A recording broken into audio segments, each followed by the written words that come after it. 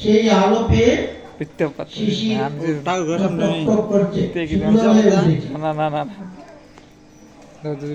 তখন ভগবান সেই আলো দেখে জানালার দিকে চাইলেন, একাকেই চাইলেন, অপরূপ সুন্দর দেখলাম। সেই সঙ্গে তখন এই শরৎকালীন যত ফুল, জুতি, মল্লিকা, মালতী, এগুলো শরৎকালীন যে সমস্ত ফুল রাত্রি হলে আস্তে আস্তে ফুটে। যত রাত্রি হয় এই ফুলগুলো পরে সকালে গিয়ে একবার প্রস্ফুটিত হচ্ছে। সেই ফুলগুলিও ফুটেছে। সেই ফুল ফুটলে কি হয়, গন্ধ বাতাসে ভেসে উঠে, স্নিগ্ধ চাঁদের আলোতে অপরূপ ফুলের গন্ধ এই জানালা দিয়ে প্রবেশ করছে। ভগবান সেটি উপভোগ করছে। আর নিজের রূপের কথাই তিনি ভাবছেন। তাই ভাগবত সেই রাসলীলার প্রথমেই বলেছেন, ভগবান পিতা রাত্রি শারদয় উৎফুল্ল মল্লিকা ভীষ্টরন্তং মনশ্চক্রে যুগমায়ামুপাশ্রিত। সুখদেব গোস্বামী পরীক্ষিত মহারাজকে উপলক্ষ করে সেই রাসলীলা বর্ণনা করতেন। বলছেন, হে মহারাজ, ভগবান হয়েও, তিনি ভগবান কৃষ্ণ, সুখদেব গোস্বামী জানেন যে ভগবান হয়েও শ্রীকৃষ্ণ শরৎকালীন প্রস্ফুটিত মল্লিকা কুসুম সুবিত সেই রজনী সমাগত দেখে মধুর ভাবে ভাবিত হলেন এবং তিনি খেলা করার স্বাদ তার মনে জাগলো। লীলা করার, খেলা করার, লীলা করার মন জাগলো। তাই সেই কথাটি পদকর্তা গোবিন্দ দাস ধ্যান নেত্রে, কবি লেখক তারা যখন লিখেন তখন সেই দৃশ্য নেত্রে দেখেন। গোবিন্দ দাস বৈষ্ণব কবি, রাধা কৃষ্ণের প্রেম কাহিনী অনেক গান লিখেছেন, অনেক কিছু লিখেছেন। যে কবি লিখেন বা যিনি লিখেন, যা লিখেন সেটি তিনি মনে মনে দর্শন করেন, তার নেত্রে সেটি ভেসে উঠে, সেইটি ভাষা দিয়ে সুন্দর করে লিখেন। এই গোবিন্দ দাস বিখ্যাত বৈষ্ণব কবি, তিনি ধ্যান নেত্রে সেই যে শোভা গোবিন্দ দেখেছিলেন, সেই শোভাটি দুটি পদে সুন্দর করে বাংলাতে বলেছেন। আগে তো আমরা শ্লোক পড়লাম, সেটি সংস্কৃত শ্লোক। এই ভাবনাটি এখন এই সখীরা, সখীরা, কৃষ্ণ অনুরাগী যারা, তারা এখন তার সেই দুটি পদ কীর্তন করবে, আমরা শ্রবণ করব।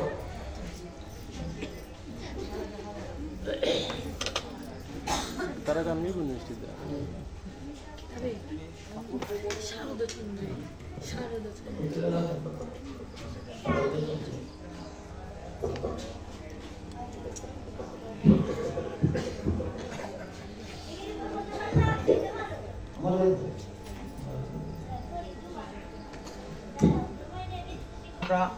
আপনারা সবাই মনোযোগ সহকারে শ্রবণ করলে সেই সুবাটি চোখের সামনে ভেসে উঠবে।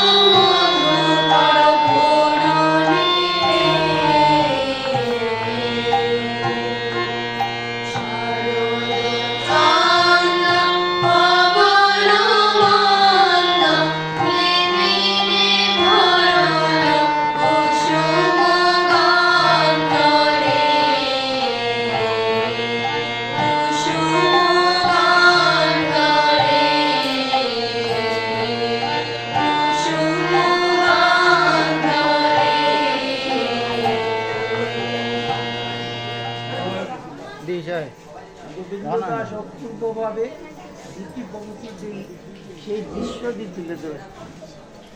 শারদ চন্দ্র সত্য সেই দৃশ্য যেটি দেখে ভগবান লীলা করার কথা মনে হয়েছে না। ব্রজবাসী কুমারীরা যারা কৃষ্ণ গুণগান শ্রবণ করে নারদের মুখনিসৃত বাণী কৃষ্ণের গুণগাথা শ্রবণ করে কুমারী বয়সেই তারা কৃষ্ণ দর্শনের আকাঙ্ক্ষা জাগে, কৃষ্ণকে আপন করে পাওয়ার আকাঙ্ক্ষা জাগে, কৃষ্ণ সেবার মনোবাসনা জাগ্রত হয়, কৃষ্ণর সঙ্গে মিলিবার আকাঙ্ক্ষা জাগ্রত হয় মনে মনে। তাই তার পরিণতিতে তারা নারদের কাছ থেকে তাদের এই মনোবাসনা কিভাবে পূরণ হবে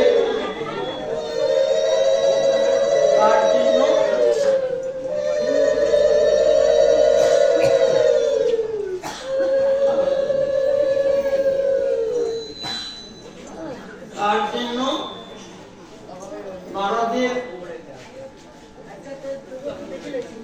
কোথায় এই ব্রজ কুমারীরা কাত্যায়নী ব্রত করে বৃন্দাবনে মহামায়া কাত্যায়নী রূপে আছে।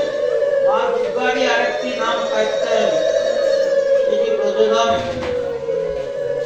সেই কাত্যায়নীর পূজা করেন 1 মাস ব্যাপী অতি কষ্ট করে। ব্রাহ্ম মুহূর্তে যমুনায় স্নান করে পূজা অর্চনা করতেন, গুণগান কীর্তন করতেন ভগবানের কৃষ্ণের। পরে তারা 1 মাস ব্যাপী উদ্দেশ্য হচ্ছে ভগবানকে লাভ করা, কৃষ্ণকে পাওয়া। তাদের ব্রতে কাত্যায়নী দেবী সন্তুষ্ট হয়ে তাদেরকে বর দিলেন, তোমাদের অবশ্যই মনোবাসনা পূর্ণ হবে, তবে সেটি কৃষ্ণ ইচ্ছার উপর নির্ভরশীল। আমি তোমাদেরকে সেই বর দিচ্ছি মনে প্রাণে, আর সেই সাথে আমিও গোবিন্দের চরণে নিবেদন করব যাতে তোমাদের মনস্কামনা পূরণ হয়। তাই ভগবান সেখানে তাদের মন কিরকম গোবিন্দ চরণে নিবেদিত হয়েছে সেটিকে শুধু আনাই হয়েছে না তার মধ্যে কিছু কম আছে, সেটিকে নিষ্কলুষ ভাবে হয়েছে না তার মধ্যে কোনো খাদ আছে, সেইগুলো পরীক্ষা করে। ভগবান সবসময় ভক্তকে নানাভাবে পরীক্ষা করে না। পরীক্ষা করতে করতে জ্বালাতে জ্বালাতে সুধা যেমন কাটি হয়, উজ্জ্বল হয়, তেমনি তিনি ভক্তকে উজ্জ্বল করে নেন। তার মনের মধ্যে যত খাদ থাকে সমস্ত পুড়ে শেষ হয়ে যায়, জ্বালায় পুড়ে শেষ হয়ে যায়। এই তাই দেখা যায় অনেক ভক্ত গোবিন্দ ভাবে আছেন, কিন্তু আমরা জাগতিক জীবনে দেখতে পাই তিনি কষ্ট পাচ্ছেন, শারীরিক মানসিক দৈহিক কষ্ট পাচ্ছেন। সেটিও গোবিন্দের ইচ্ছাই তিনি ওই জ্বালা পোড়া দিয়ে তাকে খাঁটি করেন। তাই তাদেরও পরীক্ষা নিয়েছেন ভগবান। সেই পরীক্ষার যে লীলাটি সেটি হচ্ছে বস্ত্র হরণ লীলা। সাধারণ ভাবে শুনলে মনে হয় সেটি ঠিক হয়নি বলে তিনি বস্ত্র হরণ করে বলেন, কিন্তু সেটি তত্ত্ব ঠিক পরীক্ষা করেছেন তাদের মন কিরকম ভগবানের প্রতি আছে। সমস্ত দেহমান প্রাণ কি তারা গোবিন্দকে নিবেদন করতে পেরেছে? যদি সমস্ত কিছু নিবেদন করা যায় তাহলে মনে আর কিছু থাকবে না, সংশয় থাকবে না, লজ্জা থাকবে না, কিছুই থাকবে ভগবানের কাছে। তাই সেই লীলাটি করেছে, সেটা আমরা যাচ্ছি না। এবং তখন তারা যখন পরীক্ষায় পাশ করে ফেলল, গোবিন্দ কৃপায় তাদের দোষ কাটিয়ে দিলেন, তখন বলেছিলেন গোবিন্দ, তোমাদের মনোবাসনা পূরণ হবে, কাত্যায়নী দেবী যে বর দিয়েছেন তা পূরণ হবে, তবে এখন নয়, তোমরা অপেক্ষা করতে হবে। তোমরা যার যার দিয়ে যাও, দিয়ে অপেক্ষা করো। তারা বললেন, হে কৃষ্ণ, তুমি তো ভক্তের মনোবাসনা পূরণ করো, আমাদেরও পূরণ করবে বলছো, বলছো অপেক্ষা করো। ওটা কতদিন অপেক্ষা করো? কিভাবে অপেক্ষা করো? কিভাবে? তোমাকে কি আবার ডাকতে হবে? আমরা তো বড় করে ডাকতে পারবো না, আমরা গোপনে ডাকতে হবে। তখন গোবিন্দ বললেন, এই ভাগবতের চরম একটা কথা বললেন, ভাগবত যে না, তোমাদের ডাকতে হবে। তোমাদের মন প্রাণ যেমন আমার কাছে নিবেদিত হয়ে গিয়েছে, সেটি আমি পরীক্ষা করে বুঝে ফেলেছি। তাই তোমাদের ডাকতে হবে না, এখন আমি তোমাদের ডাকব। সেটি শ্রীমদ্ ভাগবতের সর্বশ্রেষ্ঠ একটি কথা। ভাগবতের আগে সবাই জেনেছেন ভগবানকে ডাকতে হয়, আকুলভাবে ডাকতে হয়, প্রার্থনা করতে হয়, ধ্যান করতে হয়, তপস্যা করতে হয়, ভজন করতে হয়, তারপরে ভগবত কৃপা লাভ হয় না। ভাগবত জানালেন, এখানে গোবিন্দ বললেন যে না, তোমাদের ডাকতে হবে, আমি তোমাদেরকে ডাকবো। তখন কুবিরা বলছেন, হে কৃষ্ণ, তুমি যে ডাকবে সেদিকে আমরা শুনতে পাবো, তুমি কোথা থেকে ডাকবে, তোমরা শুনবে, তোমাদের কর্ণকুটন পরিষ্কার হয়ে গিয়েছে, যে ব্রত করেছে এতদিন, তাতে তোমাদের কর্ণ পরিষ্কার হয়েছে, ময়লা নেই, শুনতে পাবে। তবে কানটি পেতে রাখতে হবে, শোনার জন্য আগ্রহ থাকতে হবে, তখনই শুনবে। তাই এই গোপালীরা কৃষ্ণকে দণ্ডবোধ করে বলল, তাই হবে, তোমার কৃপা যদি হয় তাহলে আমরা শুনব। তাই সেই দিন থেকে এই ব্রজগোপীরা কান পেতে আছে, কখন কৃষ্ণ ডাকবেন, ডাকলে আমরা যাব, তার সঙ্গে সাক্ষাৎ হবে, মিলন হবে, আমাদের মনস্কামনা পূরণ হবে। তাই কান পেতে আছেন। কান পেতে আছেন সবসময় কান এভাবে দিয়েছেন না, মন দিয়ে আছেন, মনের সাথে কানের মিল আছে, মন দিয়ে আছেন। কি অলস বসে আছেন না, যার যার কাজ করছে, যার যে কাজ সেটি করছেন, কিন্তু মন প্রাণ এবং কান দিয়ে রেখেছেন কখন বাঁশি বাজবে, কখন তার ডাক আসবে।